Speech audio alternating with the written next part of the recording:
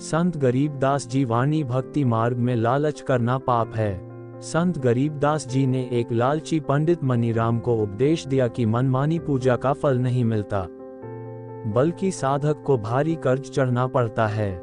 लोलुपता से पम मनीराम ने अधिक पैसा कमाने के इरादे से 11 से 30 दिनों तक रामायण पाठ का पाठ किया, लेकिन ये जानकर उदास हो गए कि चंपाकली नाम की एक नर्तकी ने 2 घंटे में 500 रुपये कमाए, जबकि उन्होंने 30 दिनों में केवल 30 रुपये कमाए।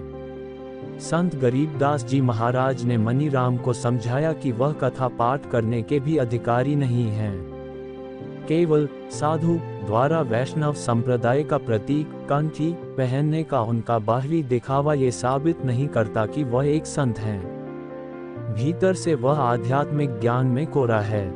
कंठी माला सुमरनी पीहरे से क्या होए, ऊपर दूदा साध का अंतर रखा खोए।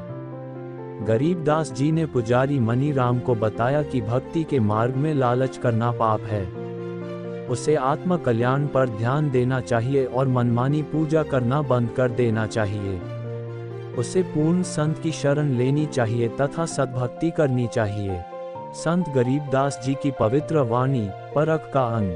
संदर्भ सत ग्रंथ अध्याय परख का अंग पृष्ठ संख्या 781-782 पर। सच्ची पूजा आत्मा को मोक्ष प्राप्त करने में मदद करती है। संत गरीबदास जी ने उस वृतांत का उल्लेख किया है जब सर्वशक्तिमान कविवर 600 वर्ष पहले काशी वाराणसी में अवतरित हुए थे और एक धानक जुलाहे का दिव्य तमाशा खेल रहे थे। उन्होंने कविताओं और छंदों के माध्यम से ईश्वर की महिमा गाकर सच्चा आध्यात्मिक ज्ञान प्रदान किया। उस समय उनके 64 लाख शिष्य थे। जाति व्यवस्था, अस्पृश्यता और हिंदू मुस्लिम प्रतिद्वंद्विता अपने चरम पर थी।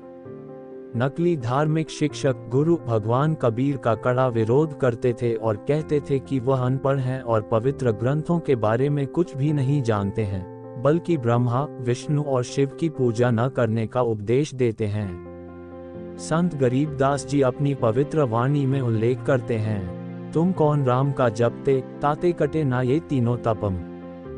फर्जी धर्म गुरुओं ने यह अफवाह फैला रखी है कि जो काशी में मरता है उसे स्वर्ग मिलता है और जो मगहर में मरता है उसे नरक मिलता है। इस मिथक को दूर करने और यह साबित करने के लिए कि सच्ची पूजा से शाश्वत लोक की प्राप्ति होती है, स्थान कोई मायने नहीं रखता। भगवान कबीर अपने अंतिम दिनों में मगहर गए और घोषणा की कि वह इस दुनिया को छोड़ देंगे। दोनों समुदाय के शिष्य मुस्लिम शासक बिजली खान पठान और हिंदू राजा बीर सिंह बाघेल अपनी धार्मिक प्रथा के अनुसार अंतिम संस्कार करने के लिए कबीर जी के मृत शरीर पर दावा करने के लिए अपनी सेना के साथ मगहर में एकत्र हुए। परमेश्वर कबीर जानते थे कि वे उनके शव के लिए मृत्यु तक लड़ेंगे। उन्होंने दिव्य चमत्कार किया और पूरे शरीर में मगहर छोड़ दिया। उनके शव के स्थान पर केवल सुगंधित फूल मिले। दोनों शासकों ने फूल बांटे और अपने दुर्व्यवहार पर खेद व्यक्त किया। इससे उस सांप्रदायिक युद्ध का अंत हो गया जिसकी भविष्यवाणी की गई थी। साथ ही मिथक गलत साबित हुआ, जो भी मगहर में मरता है वह नरक में जाता है। सर्वशक्तिमान कबीर ने आकाशवाणी की और वहां उपस्थित सभी लोगों ने उन्हें पूरे शरीर के साथ आकाश मार्ग से अपने परम निवास सतलोक में जाते हुए देखा।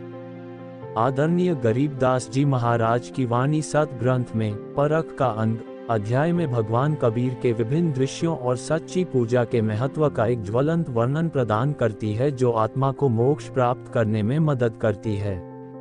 सर्वशक्तिमान कबीर और देवी दुर्गा के बीच संवाद। ब्रह्म काल के जाल को संत गरीबदास जी ने सत ग्रंथ में सर्वशक्तिमान कबीर और देवी दुर्गा के बीच हुए संवाद के माध्यम से अच्छी तरह से समझाया है। माया अष्टांगिक दुर्गा भोली भाली आत्माओं को भौतिक सुखों के मोह में कैसे फंसाती है। जब कबीर परमेश्वर सतलोक की ओर जा रहे थे तो रास्ते में देवी दुर्गा उनसे मिली और अपनी सुंदरता से उन्हें प्रभावित करने की कोशिश की। उसने कबीर जी की आत्मा को ब्रह्म काल के 21 ब्रह्मांडों से बाहर न जाने देने के लिए सभी कुटिल प्रयास किए, लेकिन व्यर्थ।